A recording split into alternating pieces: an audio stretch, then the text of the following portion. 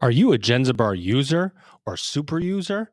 Well, it's time to jam at Genzabar Jam, May 31st through June 3rd in Orlando, Florida. Register today at jam.genzabar.com. 3 higher ed authors, 100 plus college and university presidents, dozens of actionable insights for academic leaders. Commencement, the beginning of a new era in higher education, is now available on Amazon.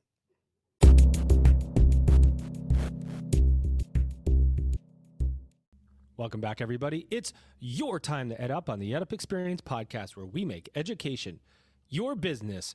Dr. Joe Salustio back with you here on another episode, and we're going to continue forever, or at least that's what my co-founder and producer of the EdUp Experience podcast, Elvin Freitas, tells me each day when he books me months in advance and says, sorry, Joe, you have to do more. There's a lot of people that we need to talk to. And so I say, okay, I'm going to take a bite of my sandwich while I podcast, because that's what I do, eat while podcasting. You know that very well because I've told you.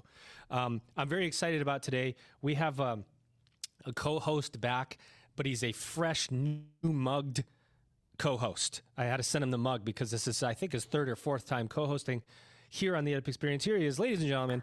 He is Dr. Chuck Ambrose, and he's the president at Henderson State University. What's going on, Chuck? Andrew, they double your compensation for co-hosting once you move from the guest to the Joe, I've missed you. You've been busy, but as you know, I volunteered for this one because I look forward to the conversation with Andrew. Yes, and and of course, one of the rules, and I gave you the mug, right? So I had to send you the mug, but one of the rules typically, and I'm going to give you a free pass this time, is that you don't reveal the name of the guest before I introduce them. But you're only on your third or fourth podcast, so we're going to cut you some slack. Well, he only gave you the first name, Joe. So yeah, you get the first name, but you know, now you've said something too, so people go, oh, I know that name. Here he is. We're going to bring him in now. He is Andrew Delbanco. He's the president of the Teagle Foundation. Andrew, what's going on? How are you? Good. It's a beautiful day in New York, and I always think the best thing to do is come inside and sit in front of the screen and do a Zoom. So I'm really happy to be here with you. Live in the now. Well, that's what we do, isn't it? No, seriously, I appreciate the invitation, and I'm glad and looking forward to the conversation. Yeah, well, we're honored to have you because the Teagle Foundation is really doing some incredible work. You know, we always level set at the beginning of these episodes. Somebody here listening hasn't heard of the Teagle Foundation. So talk to the person that hasn't heard of the Teagle Foundation. What do you guys do and how do you do it? Well, we're a sort of modest-sized foundation located in New York City, but we try to take a view of the whole country, and our commitment is to do what we can to support and invigorate and encourage liberal education, by which I mean education at the college level. We're not talking about K through 12, as important as that is. Education at the college level that helps prepare young people to become citizens of our democracy, helps them learn how to think, how to listen to one another, how to entertain points of view that they might not have considered before, and to exercise their curiosity and their imagination, which is, I think, a large part of what a good college education should be about. Excellent. You know, it's funny, and you know this because everything you said, there are those that go, well, wait a minute. That's not what higher education is about anymore. It's about jobs and skills and work and employment. And there is a movement, I think it's a movement, or at least there's a certain contingent of the population that's a detractor away from a liberal arts education. The Teagle Foundation, this is what you're supporting. Can you talk about that dichotomy that exists right now and what the Teagle Foundation thinks about higher education and its worth? Yeah, well, you're absolutely right. We're in some ways swimming against the current. There's a lot of skepticism about the value of a college education, and some of it is very well placed because we all know how expensive it has become. And as parents help their children get to and through college, and sometimes they have to make financial sacrifices or have to take out loans, it's quite reasonable for people to say, okay, what's the return on my investment? And the clearest return on investment that people want to hear about is my kid's going to get a job after college. My kid's going to have the skills necessary not only to get that job, but to prosper in it and to be advanced into a real career. True. I have no problem with any of those concerns and propositions. I have a problem with the idea that there's an either or situation here. In other words, yes, colleges, of course, should prepare young people for the marketplace, equip them with the skills that they need in whatever area they've chosen to work in. But they also have an obligation, in my view, in the view of our foundation, to help prepare young people to be something more than workers in this sector or that sector. Because whoever you are, physician, engineer, plumber, taxi driver, whatever you do, you are also a member of this larger society. And you have a lot of questions to think about when you go to the polls to vote, when you decide what organizations to engage with, when you decide what kind of life you want to lead for yourself and your family. And I think colleges have an obligation to help young people think about those kinds of questions. Nailed it. Why do you think before I pass it to you, Chuck, why do you think the public has lost a little bit of trust in higher ed? And maybe in the liberal arts in general? And I ask myself this a lot, and I go, okay, the increasing cost of tuition, but that's not new. We know that's happened, and certain universities have had rising costs, but then there's a lot of state universities and community colleges that haven't risen their costs or kept them flat. So it's kind of been always about the way you want to go to college or the way you want to experience it. What do you attribute to the lack of public trust? Well, it's a complicated question, and I'm in the complication business, so I only ask complicated questions. yeah. So bear with me on this. I mean, I think it's probably is true that in some measurable degree, public trust in institutions of higher education has declined. But I doubt that it's declined as much as we imagine. It's a little bit, I mean, you get the same phenomenon with the K through 12 schools. If you ask somebody, what do you think of the school system?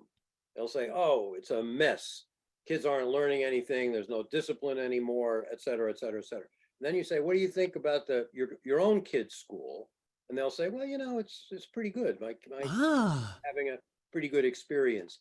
My sense is that in a lot of communities around America, there's a lot of pride in the local college, liberal arts college, community college, regional public university, whatever kind of institution it might be. But there's a perception that higher education in general is beset with serious problems, and it is. So it's a both and situation, and I think there's still a lot of reasons to believe in the future of our higher education system. Well, I want to pass it to Chuck, but before I do want to say that I gave Chuck a list of people. I said, Chuck, I want you to pick one of the guests to come on. And I mean, Barack Obama was on there, Leonardo DiCaprio, the president of Germany, Andrew Delbanco, and he says Andrew Delbanco, and that's I want to set that up for you, Chuck. Yeah, it's true, Andrew, and thank you for allowing me to engage in this conversation.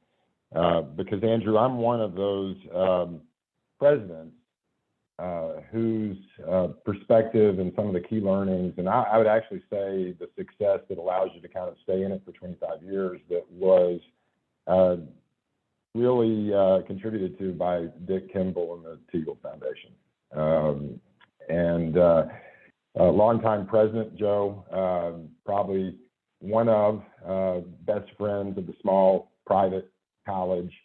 And Andrew, I sat in the office in New York City. I was green. This is 25 years ago. And Dick asked me the 2 or 3 questions I knew as a president I needed to be able to answer. Are you solvent, right? Does your mission serve your students? And then he said, what could I do to help in ways that you do not have the means to help yourself? Andrew, it was the difference, right? I valued his words, and then ultimately his long-term friendship, and he stayed with me, right, to see it through. I tracked your arrival at the foundation because really between you and people like Arthur Vining Davis, there's not a whole lot of private sector direct support, right, for strategic. And now, you're elevating. Matter of fact, I think one of the primary objectives that you state is this, eliminating the privilege, right, that the liberal arts had represented. And I think that's where I'd probably like to go first, because I know your book and some other things. How can we do that, right? Because in some ways, the system is actually producing the outcomes that it was designed to affect on the basis of access and cost. But are you seeing change? Well, that's a great question, Chuck, and I'm glad you raised it. Let me turn the terms of your question slightly for a moment. Why should we do it? That is, why should we care that liberal education is not something reserved exclusively for the privileged few, but is something that should be available to anyone from any socioeconomic circumstances who wants to experience it? I think that's a really important question about not just higher education, but about our democracy. If you go back to the origin of the word liberal, it's not about one political party or another, right? It was meant in the classical world, comes from the Latin liber, for free. It was meant to designate the kind of education for a free person. That is, a person who is in a position to make choices in their lives and could benefit from an acquaintance with literature, philosophy, history, the arts, so that they can reflect more deeply about those choices and be a more informed, contributing member of their society as a free person. Surely we still believe in that ideal. That's what democracy is all about, that everybody should have the opportunity to participate, that everybody should have a voice. We don't want to say in this country, I think, we got a bunch of people who should just get technical training because that's the most they can expect. But we got other people who could learn about history and art and music and take the time to reflect on the meaning of their lives because they can afford to do so. Yikes! That's not a place we want to be. We want to be in a place where those opportunities are available as much as possible for everyone. Nailed it. Now, how are we doing to achieve that? I fear that we have experienced some backsliding, because if you go back and look at the earlier 20th century, mid 20th century, it's the great public universities, which were opening their doors primarily to the citizens of their own states, but also beyond that, had a real commitment to this broad, general, liberal education that I'm talking about. And that was a part of the charter and mission of many, if not most of them. That has been changing, I fear, for reasons that we can talk about, as the emphasis has become more and more on practical training. And I use the word training in distinction from the word education. Those are two different things, right? Training is about getting adept, getting competent at a certain procedure that you need to know how to do. And it's not like that's not important, but it's not the whole thing. Education is about personal growth, about enlarging the imagination. And I worry when I see individual institutions or a whole sector or public discourse moving entirely in that narrow training direction and away from the education direction. So what we try to do at the foundation, we're trying to resist that trend. We're trying to encourage people like yourself around the country at all kinds of institutions, private, public, 2-year, 4-year, denominational, secular. We don't care what the origins of the institution are, as long as there are people there committed to the kind of education I'm talking about. The Teagle Foundation is interested in talking with them. Wonderful. Chuck, you got one more? Or you want me to jump back in? Yeah, and Andrew, I've got to confess something to you, because as Henderson being the public liberal arts institution historically over the last 15 years in Arkansas, we've we've had that crash, right, where enrollments I've told my friends at the Chronicle this. It wasn't the liberal arts that broke down. It's how we do them. You know, it's the spread of programs. It's the instructional allocations. It's the business of college, not. And don't you think when you mentioned that shift in, we defaulted to workforce and we lost the war, right? Because if you went from the Wisconsin ideal of what you said to the only way that we could gain the attention of policymakers, funders, and then ultimately students, is that the inflection point where we lost the liberation side of the liberal arts? Yeah, well, I don't know that I can put my finger on a moment when we lost, and I'm going to resist a little bit the vocabulary of losing, because history goes in waves and cycles. Sometimes something is on the upswing, sometimes something is on the decline, and I have faith that there will be a rebound, there will be a resurgence of this idea that I'm talking about, because I think it's so fundamental to the American aspiration. I mean, if you think about, what do we say about ourselves as a country that distinguishes us from other countries? We say, this is a country where you do not have to be the same, in the same social status as your parents or grandparents were. You don't have to do what they did. You may choose to, and that's fine. But this is a country that gives you a choice to make a life of your own design, right? To invent yourself, to explore opportunity. That's what makes us different from the old world, as we used to call Europe and other societies in the world, where you know what's going to happen to you and to your children, because that's what's been happening for generations to your family. America is supposed to be different, and educational institutions are among the most powerful instruments we have to make that American dream real. Now, I just used the phrase American dream. I didn't plan on it exactly. That's a good phrase maybe to pause on for a moment. A lot of people think the American dream can be defined as, the proverbial house in the suburbs with the backyard and the picket fence and 1 or 2 cars in the garage. Sprinkler too, watering the grass. Sprinkler too, right? Sprinkler system, exactly.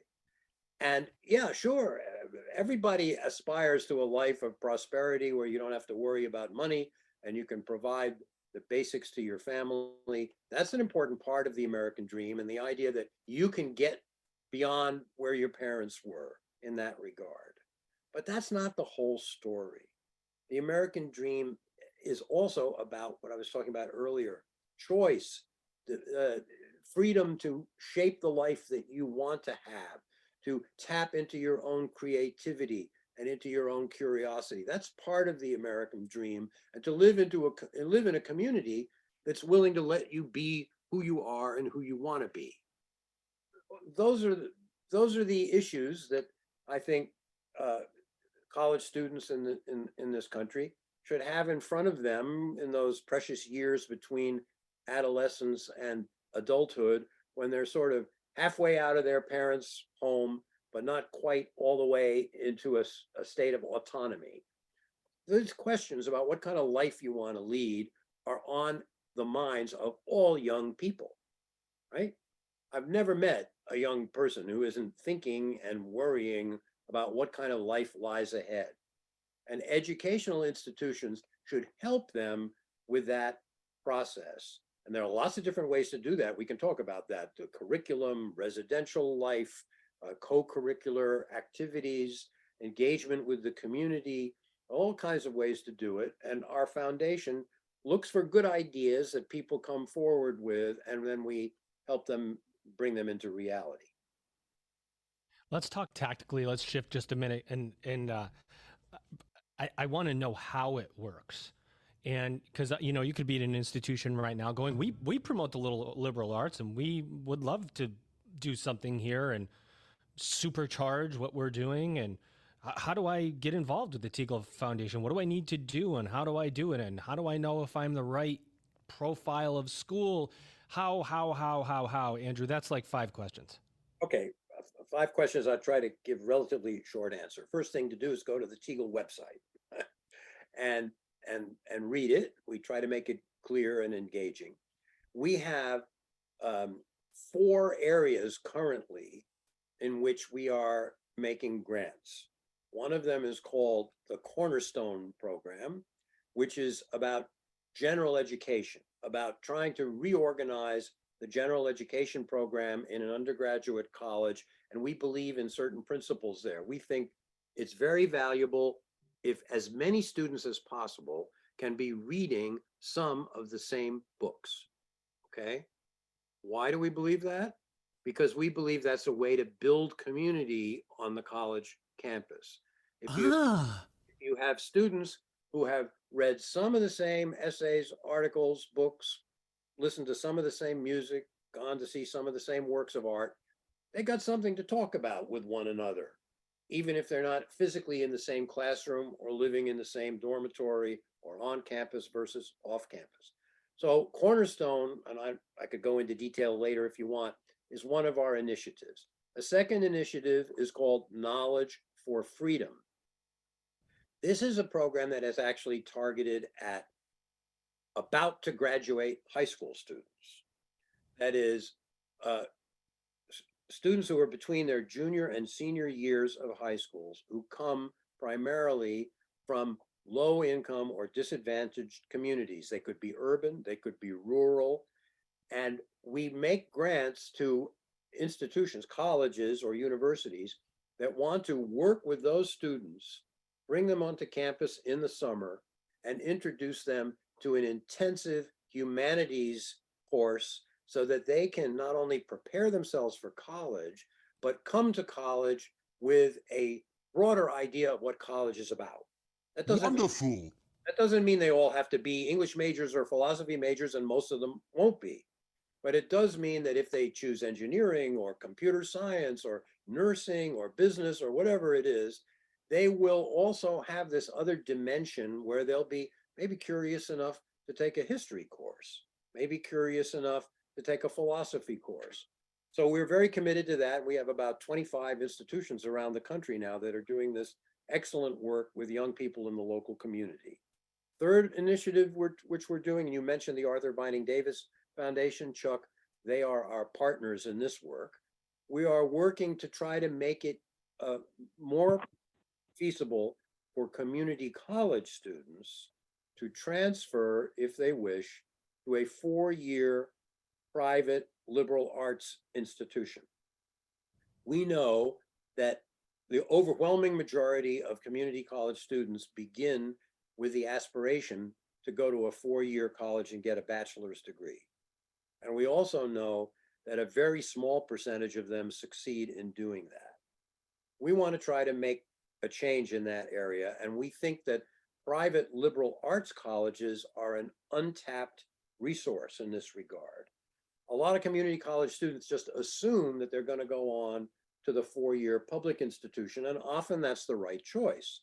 But sometimes there's a private institution nearby that's looking to recruit students, that might provide more personal attention, and we want that institution to be on the screen for the community college students. And finally, this is sort of the broadest area, and this is where perhaps if there are representatives from institutions listening to this, you might find this invitation the most intriguing.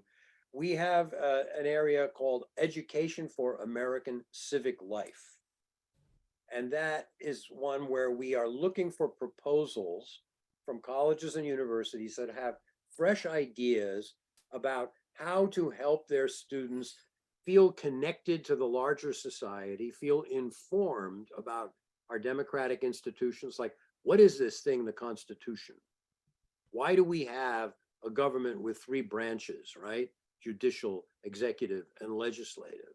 What's that about? What's the Bill of Rights? And why is that important to me? And how have these institutions and principles worked in the community in which I live? What kind of history have the people in the community in which I live experienced in this democracy of ours? Has it been a good one, a bad one, or a mixture of the two? How much freedom is there really out there? How much opportunity is there really out there? How can I learn more about my local community and make a contribution to the welfare of people beyond the campus gates? So those are our 4 areas right now. The foundation is not frozen in time. At some point, one or more of those will, as we say, sunset, and something else will come into view. And we also do make special grants, modest size special grants, if somebody comes in with a really exciting idea that doesn't fit into any of those 4 categories. So that's the best I can do to answer that question. But the main thing is go to the website and it should be all there. Love that. It's time to jam. Yeah. At Genzabar Jam, the annual meeting for the Genzabar community in Orlando, Florida, May 31st through June 3rd, 2023. You are invited to join us for the annual gathering of this Genzabar community at the Gaylord Palms Resort in Orlando, Florida. Don't miss it. You're going to discover new tips and tricks that you can save your office time, resources, and money every single day. It's time to jam. Register now at jam.genzabar.com. Yeah. You know that the world of higher education is experiencing evolutions and revolutions. You want to be part of the progress. Commencement, the beginning of a new era in higher education with insights from more than 100 college and university presidents, will show you how. Get your copy of Commencement, the beginning of a new era in higher education now on Amazon right away. We think you're going to love it. It's Amazing. Chuck, I'm going to pass it to you, but I do want to just note that Andrew, of course, is not just the president of the Teagle Foundation, but he's a liberal arts practitioner, as it were. And just for like a year or so, you've been teaching at Columbia, right? Like a year or two? Yeah, like multiply that by 38, right? 30, Yeah. 38 years. 38 years been teaching at Columbia University. And so and the reason I bring that up is because the relevance is you have firsthand knowledge of this. You're teaching it, you're doing it, you're seeing the impact of liberal arts, you're seeing people question the impact of the liberal arts.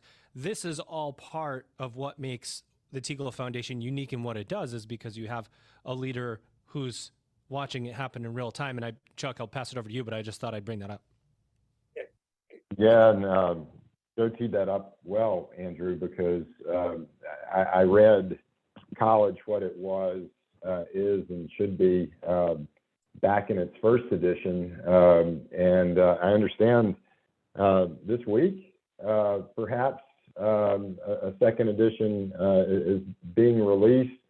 And I have to say, again, looking forward to us being together, I'm incredibly intrigued to know what's the difference, right, between the first and second edition, other than COVID and a few other things. But just could you tell us why a second edition and what we should look for? And I've got a follow-up after that.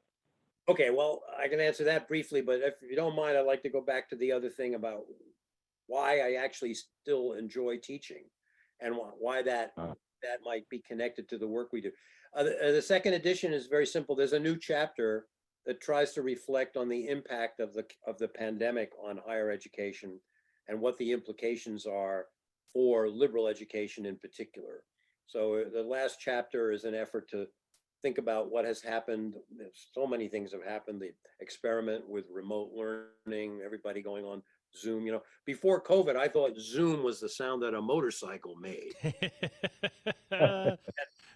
Before you, Andrew, before you answer anything else, plug the book for us. Give us, tell us where it is and what the whole title is and where to get it. Okay, it's called College: What It Was, Is, and Should Be. It's published by Princeton Press in paperback. There's also an audio book and an ebook. And it was published in a second edition just a couple of days ago, actually. Amazing. Okay, now you can talk about your teaching. Yeah. No, look, what I wanted to say is I do think it's important for my work at the foundation that I still am in the classroom. And why is that? So, you know, I say a bunch of things about the college, and I say some of them in this book, such as I really think students have something to learn from each other, right? That, in fact, is one of the distinctive characteristics of the American college. If you go to the traditional European university, you're looking at an institution that puts an expert at the front of the room, delivers an authoritative lecture. Like the people write it down, nobody says anything, and they go away and take an exam in X number of weeks. Yikes! Bit of a caricature, but that's not too far from the truth.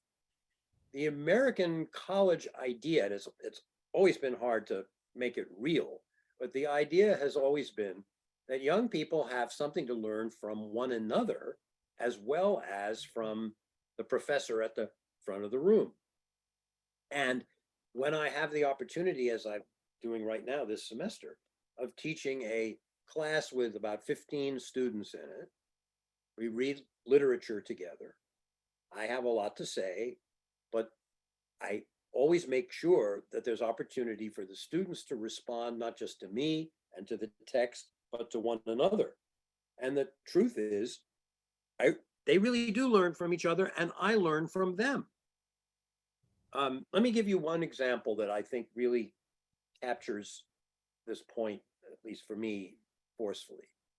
A few years ago, I was talking about Lincoln's Gettysburg Address in a class about Lincoln. And I was saying a lot of admiring things about it.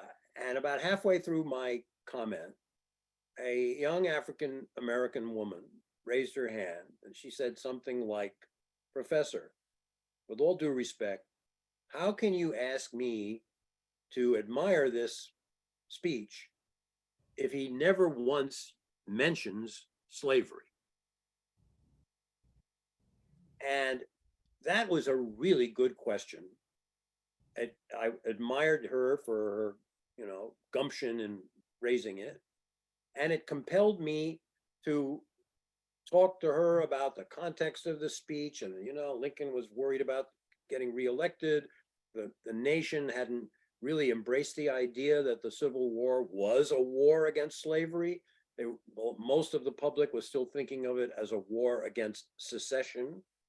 So I had some answers for her, but at the end of the day, it was a powerful question that from here on in, I will never be able to talk about the Gettysburg Address without trying to come to terms with that question. And it made me realize in a visceral way, something that I should have realized long before, that for a student of African American heritage, that text is a totally different experience than it is for someone who is not African American. Epic. Simply by virtue of the fact of the history of race relations in our country, which obviously have affected Black people in a different way than they've affected white people. So it was a learning experience for me, and I think for the other students in the class. It's also an argument for why it's so important to have diversity in our colleges and universities, to have classes that are composed of kids from, I shouldn't use the term kids, young people from a variety of different backgrounds, not just racial, ethnic, religious, economic, language. The more diversity you have in the room, the more interesting the class becomes. So what I'm saying is that just by virtue of the fact that I'm still in the classroom having these experiences every week, it helps me stay fresh, and it helps me feel that, the kind of stuff we're talking about right now is not just an abstraction, it's actually real for me. And I actually believe most of what I say, I actually believe is true. Go ahead, Chuck. You had a good question, and actually, maybe it wasn't that good because I don't remember what it was, or maybe it was super good. But either way, ask it again. Yeah, you always help to frame questions that way, Joe. So I appreciate that, Andrew. In the first version, you attributed kind of the outcome of a liberal education to to a small Methodist college in Virginia, right? That was how to think and how to choose. Maybe is that the quote? I love it. I love it that you remember that, Chuck. I was in the library at University of North Carolina, Chapel Hill, when I hadn't even started writing the book yet, actually. And I was looking for material concerning the Civil War, which was another interest of mine, about which I've also written. And I came across a manuscript diary from a young man who had been a student at Emory and Henry College in Southwest Virginia in 1850. And he had just come back from attending a lecture by the college president. No doubt it was really a sermon, because in those days, college presidents were almost always ministers. And the college president also taught what we would call today the capstone course, right? The course at the second half of senior year, where the student's supposed to pull everything together, right? Everything they learned was supposed to come together into this magnificent whole, and they were supposed to go out in the world with a clear understanding of morality and what kind of person they should be. And the all part of the plan. Those days were not primarily fundraisers; they were primarily preachers. Anyway, this young man had come back from this sermon, and he had clearly been shaken up by it, which is what a sermon is supposed to do, good sermon, and made him look into himself and ask whether he was really worthy of graduating from this college, which, by the way, I think is a question that's on the minds of students today just as much as it was. Definitely. A lot of students feel, like they're imposters, like they don't really belong, that they're not really doing what they're supposed to do. So this young man had all those feelings, and he writes in his journal what you were just remembering, Chuck. He said, "God help me to learn how to think and how to choose. How to think and how to choose." And when I read that there in the stacks of the Chapel Hill Library, I was really knocked over, because it felt to me, and it still feels to me, I've never read a more concise summary of what a liberal education should be about, right? It should be about helping young people learn how to think, which means we could think for themselves, right? To know the difference between an opinion and an argument, right? To know the difference between, let's say, a public figure who's dishing out a lot of platitudes and slogans and someone who's actually trying to talk reality about a complicated problem. That's something that a college graduate should be able to do. And then the choose part, I mean, that's the challenge of life, right? We have a lot of choices to make every day, every hour. And we need all the help we can get in making good choices. I'm not saying that a professor can tell you what the choice ought to be, but a good college can get you to a better place so you can make better choices and go out into the world with more confidence in yourself. Yeah, that context, Andrew, is so powerful, right? Thank you for just to close the loop, Joe. When I was in relationship with Teagle, I was president of a small Methodist college in North Carolina. One of the reasons that stuck, Andrew, is that John Wells, a friend, is a Methodist minister. He is president of Emory and Henry, and he still instills those kind of outcomes in young people in Southwest Virginia, right? So you're right. It's not a losing battle. It's a battle that's worth fighting. Let's put it that way. Exactly. I love that.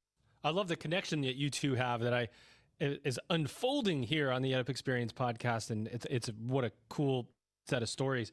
And Andrew, we want to be respectful of your time and hit you with the last two questions that we give every guest to close out these episodes. And first one is, what didn't we say about the Teagle Foundation that you think might need to be said? So we'll just call it the open mic moments. anything you want to say, anything you want to announce, anything you want to talk about your team and whatever, it doesn't matter. And then secondarily to that, tell us what you see for the future of higher education. Well, what we didn't say about the Teagle Foundation, if you met my colleagues at the Teagle Foundation, you'd be blown away by them. I'm a very lucky person. I have an incredibly talented and committed group of colleagues who work with me every day on all of these issues. So that's one thing to know. Another, just to be clear, we're not a very big foundation, right? I mean, we got neighbors a few blocks away, like the Mellon Foundation and the Ford Foundation and the Carnegie Corporation. Those folks have multiple billions of dollars in their endowment. We have a respectable endowment. We have about $150 million. But when you get down to what that really means, it means we've got $5 or $6 million each year that we can give away in grants. So on the one hand, I'd like to have a lot more. On the other hand, it means that we have to be very careful about what we do with that fund of grant money. And and the positive side of that is we get to know our grantees very well. We talk to people, we go back and forth with them before we make a judgment about a proposal. And it's sort of there's a personal feeling to what we do. And we meet our grantees. For a while, we had to do it over Zoom during COVID, but now we're back to meeting them in person at gatherings around the country. So it's a wonderful job I have, and I'm very fortunate to have it. Now, as for the future of higher education, one thing I said, I wrote a history book about the coming of the Civil War a few minutes ago, and I think the most important thing I learned from writing a history book is that nobody had any idea what was going to happen. No idea. If you look at the United States in 1850, the opinions and the prophecies and the predictions were all over the map, and nobody certainly could have imagined the scale of the war that would be upon the country just 10 years later. And that's a negative thing that they didn't imagine. Sometimes we imagine positive things, like, when I'm rambling here a little bit, but I hope that's okay. When I was in 5th grade, I had a really good social studies teacher. And we had a textbook, and we studied that textbook. Now this, I'm going to give away my age here. So this would have been just about 1960. And this textbook said, the biggest problem that you young people, we didn't call ourselves baby boomers yet, but that's who we were, right? The biggest problem that you young people are going to have in your life is what to do with all your leisure time. Okay. And the reason the textbook said that, because, the technology had, we had automatic washing machines were coming on the scene, remote control TV, so you didn't have to get up to change the channel. Oh, yeah. All kinds of new technologies. Nobody could imagine the smartphone that we all have in our pocket now or on our wrist. But the idea was all these new technologies were going to save us enormous amounts of time. And we were going to be racking our brains to figure out what to do with all this time we had on our hands. Now, you mentioned you've got a lot of listeners out there. I'd be interested in a poll of your listeners and find out how many of them feel that their biggest problem is what to do with their leisure time. Huh? My guess is very few would put that high on the list of the problems they have. In other words, these devices have actually made us busier rather than less busy. Anyway, the long-winded point is nobody has any idea what's going to happen to American higher education. We had predictions a decade ago that the onset of online, these MOOCs, right? Massive online open courses, were going to take over the whole scene, and all these brick and mortar colleges and universities were going to go up, and in a puff of smoke, they were going to disappear. That didn't happen. We still have prognostications that technology is going to change fundamentally what colleges and universities are like and what they do. And I think that's probably true. The latest thing that is AI, right? And we're all talking about, well, what do we do if our students submit a paper that's been written by a computer rather than by themselves? So there's some new challenges and new problems. I have some thoughts about that, but we probably don't have time to talk about it today. There is the cost problem. The cost problem is very serious. What a lot of people don't realize, I think, is that the major contributor to the cost problem for students and their families is the fact that states have not been appropriating funds for higher education at a pace that keeps pace with rising inflation and rising costs. So the cost of higher education has been steadily transferred from the taxpayers of the state to the families and the students over the last quarter century.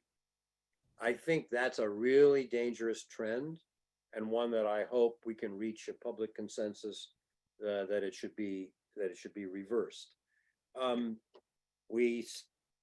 It seems like the STEM fields are taking over: science, technology, engineering, mathematics. They're very exciting fields. They promise a better future. A lot of young people are really interested in those subjects, and they look like the right avenue toward gainful employment. And I'm all for them, right? Some of my best friends are in the STEM fields. But the question is, can we preserve a place for what we call the humanities, for liberal education, so that we don't produce just technicians and robots, but we produce thinking, thoughtful, reflective Americans? And I got to be optimistic about that, because that's why I get up in the morning and go to work. And I think we'll find a way to continue to do that. I love it. Chuck, what'd you think of this conversation? You're right, Andrew. I mean, maybe it's reclaiming the liberation of the liberal arts, right? And the consequences without it, I think, are some of the problems we're trying to solve for. It just takes me back, Joe, to what Teagle has done for leaders, what they've done for institutions. Andrew, I just want to thank you for your leadership, because again, I go back to a time that it probably made the difference for a small Methodist school in North Carolina. So it's just an honor to say thank you. Well, that's wonderful to hear, Chuck. It really is. I will share that with my colleagues and the members of our board, and I know they'll appreciate it very much. So thank you so much, and thank you for volunteering to be the co-host today. Keep doing the work, right? It was more like he voluntold me. It was more like a voluntold Joe, I'm doing this one. That's what he did. I said, okay, let's do it. True. My guest co-host, your guest co-host today, he's Dr. Chuck Ambrose, and he is the president, maybe chancellor. I don't know what your official title is. One of the two are probably the same, Henderson State University, and he's turning it around down there because he's got great business sense. That's what I can say about Chuck, and it's not the first time he's done it. So hold your saddles, ladies and gentlemen. Watch out for Henderson State University under Chuck, your leadership. And of course, our guest today, your guest today, he's a doctor too. He got a doctorate on those massive degrees that he has. He's Dr. Andrew Delbanco, and he is president of the Teagle Foundation. Andrew, we hope you had a good time on the podcast today. Enjoyed it very much, Joe and Chuck. Thank you so much. Have a great day, and I hope our paths will cross again. Thanks. With that, ladies and gentlemen, you've just EdUp'd. Are you a Genzabar user or super user? Well, it's time to jam at Genzabar Jam, May 31st through June 3rd in Orlando, Florida. Register today at jam.genzabar.com. It's time to level up. The beginning of a new era in higher education begins with you. Order your copy of Commencement, The Beginning of a New Era in Higher Education by Kate Colbert, Dr. Joe Salustio, with contributions by Elvin Freitas. It's higher education's must-read book of 2022. Discover how you can seize the moment to change higher education forever. Commencement, The Beginning of a New Era in Higher Education, now available on Amazon. For bulk orders, contact Kate, Joe, or Elvin